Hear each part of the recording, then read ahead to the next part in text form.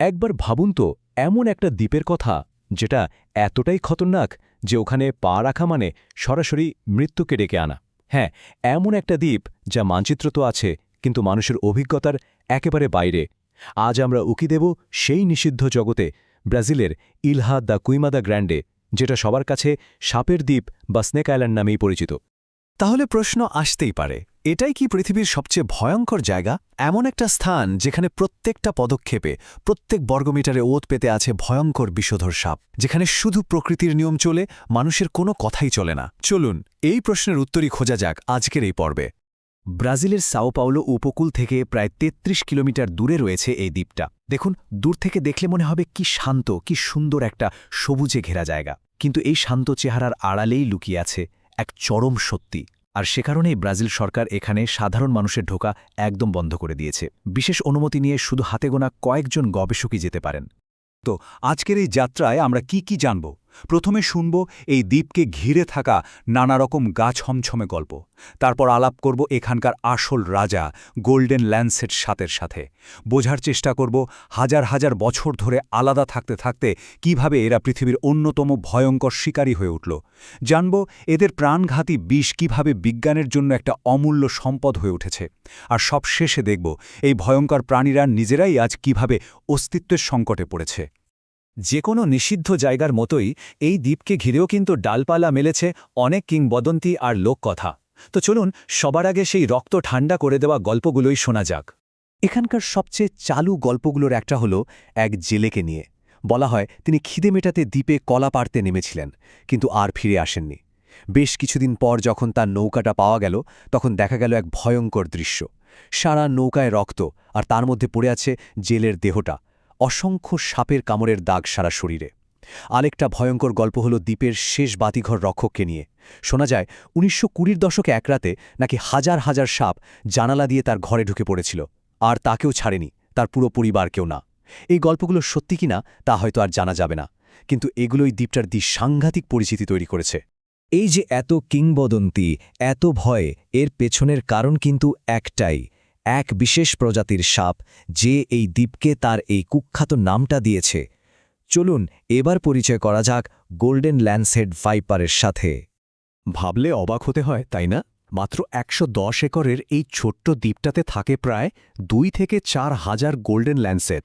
মানে এতগুলো মারাত্মক বিষাক্ত সাপ এতটুকু একটা জায়গায়। এটাই হলো এই দ্বীপের বাস্তব চিত্র। আর কিছু সমীক্ষা তো বলে দ্বীপের কোনো জায়গায় নাকি প্রতি বর্গমিটারে একটা করে সাপ আছে। একবার শুধু কল্পনা করুন, পা ফেলার আগে ভাবতে হচ্ছে যে ঠিক ওই জায়গাতেই হয়তো মৃত্যু অপেক্ষা করছে। এই অবিশ্বাস্য ঘনত্বই দ্বীপটাকে এতটা বিপজ্জনক করে তুলেছে। এর বৈজ্ঞানিক নাম হল বথরপস ইনসুলারিস। এটা এক ধরনের পিট ভাইপার, যা শুধু এই একটা দ্বীপেই পাওয়া যায়। পৃথিবীর আর কোথাও এদের দেখা মেলে না। আর সবচেয়ে ভয়ঙ্কর তথ্যটা হলো এর বিষ মূল ভূখণ্ডে থাকা এদেরই অন্য আত্মীয়দের চেয়ে প্রায় ৩ থেকে ৫ গুণ বেশি শক্তিশালী। এর বিষ এতটাই মারাত্মক যে কামড়ানোর পর খুব দ্রুত কিডনি ফেলিয়ার হতে পারে, ব্রেনে আর পেটের ভেতরে রক্তক্ষরণ শুরু হয়ে যায়। এমনকি এটাও বলা হয় যে এর বিষ মানুষের মাংস পর্যন্ত গলিয়ে দিতে পারে। ঠিক সময়ে চিকিৎসা না পেলে ১ ঘন্টার মধ্যে মৃত্যু প্রায় নিশ্চিত। কিন্তু প্রশ্ন হল, একটা দ্বীপ কিভাবে এতটা ভয়ঙ্কর হয়ে উঠল? এখানকার সাপেরা সময়ের সাথে সাথে এত মারাত্মক বিষের অধিকারী হলই বা কেন? এর উত্তরটা লুকিয়ে আছে হাজার হাজার বছরের বিবর্তনের এক অসাধারণ গল্পের মধ্যে। প্রায় ১১,০০০ বছর আগে যখন সমুদ্রের জলস্তর বেড়ে গেল, তখন এই দ্বীপটা মূল ভূখণ্ড থেকে আলাদা হয়ে যায়। ফলে একদল সাপ ওখানে আটকা পড়ে। এবার হলো আসল সমস্যা। দ্বীপে খাওয়ার মতো কোনো স্তন্যপায়ী প্রাণী নেই। তাদের একমাত্র শিকার হলো পরিযায়ী পাখি, যারা কিছুক্ষণের জন্য দ্বীপে এসে বসে। কিন্তু পাখিকে কামড়ানোর পর সে যদি উড়ে যায়, তাহলে তো শিকার হাতছাড়া। তাই টিকে থাকার জন্য বিবর্তনের খেলায় তারা এমন এক বিষ তৈরি করতে শিখল, যা খুব দ্রুত কাজ করে। এতটাই দ্রুত যে শিকার পাখিটা উড়ে পালানোর সুযোগও পায় না। অদ্ভুত শোনালেও এটা সত্যি। যা কিছু সবচেয়ে প্রাণঘাতী, তার মধ্যেই অনেক সময় জীবন বাঁচানোর ফর্মুলা লুকিয়ে থাকে। গোল্ডেন ল্যান্সেডের বিষের ক্ষেত্রেও ব্যাপারটা ঠিক তাই। যে বিষ এক মুহূর্তে প্রাণ কেড়ে নিতে পারে, সেটাই আবার চিকিৎসা বিজ্ঞানের জন্য এক অমূল্য সম্পদ। এই সাপের বিষে থাকা কিছু প্রোটিন ব্লাড প্রেশার কন্ট্রোল করতে দারুণ কাজ করে, আর এর উপর ভিত্তি করে অলরেডি হাই ব্লাড প্রেশারের ওষুধ তৈরিও হয়েছে। বিজ্ঞানীরা এখন এটা নিয়ে গবেষণা করছেন যে কিভাবে এই বিষ দিয়ে ব্লাড ক্লট বা রক্ত জমাট বাঁধার চিকিৎসা করা যায়। এমনকি ক্যান্সারের কোষ মারতেও এটা কাজে লাগতে পারে কিনা তা নিয়েও পরীক্ষা চলছে। মানে প্রকৃতির সবচেয়ে ভয়ঙ্কর সৃষ্টি হয়তো একদিন মানুষের জন্য নতুন আশা নিয়ে আসবে। আর এই মূল্যবান প্রাকৃতিক সম্পদকে রক্ষা করার জন্যই বিজ্ঞানীরা দিনরাত এক করে কাজ করছেন। এদেরকে বিলুপ্তির হাত থেকে বাঁচাতে ক্যাপটিভ ব্রিডিং বা কৃত্রিম প্রজনন প্রোগ্রামের সাহায্য নেওয়া হচ্ছে। আসলে কোনো প্রজাতিকে বাঁচাতে হলে তাদের জীবনচক্র আর বংশবৃদ্ধি নিয়ে খুব ভালোভাবে জানতে হয়, আর গবেষকরা ঠিক সেই কাজটাই করছেন। গবেষণা কতটা গভীরে যেতে পারে তার একটা দারুণ উদাহরণ হলো এই চার্টটা।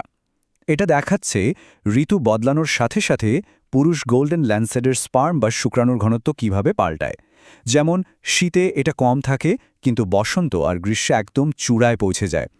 এই ধরনের ছোট ছোট কিন্তু খুব গুরুত্বপূর্ণ তথ্যগুলো বিজ্ঞানীদের সঠিক সময়ে সফলভাবে এদের প্রজনন ঘটাতে সাহায্য করে, আর এটাই এই মহাবিপন্ন প্রজাতিকে বাঁচাতে খুব জরুরি।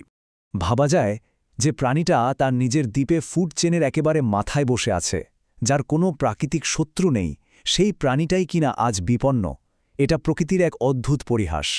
চলুন দেখি এই ভয়ঙ্কর শিকারীরা আজ কি বিপদের মুখে পড়েছে। এদের জন্য প্রধান হুমকি হল দুটো। এক, বায়োপাইরেসি বা সোজা কথায় জৈব দস্যুতা, আর দুই, এদের থাকার জায়গা কমে যাওয়া। এদের বিষের ঔষধি গুণের কারণে ব্ল্যাক মার্কেটে এর অসম্ভব চাহিদা।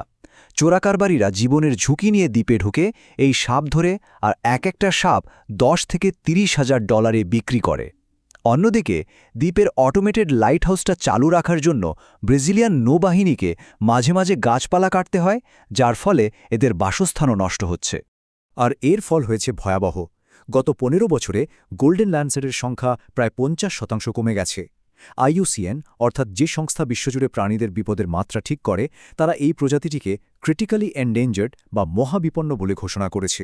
এর মানে হল এখনই যদি চূড়ান্ত কোনো ব্যবস্থা না নেওয়া হয়, তাহলে এই অসাধারণ প্রাণীটা হয়তো পৃথিবী থেকে চিরদিনের জন্য হারিয়ে যাবে।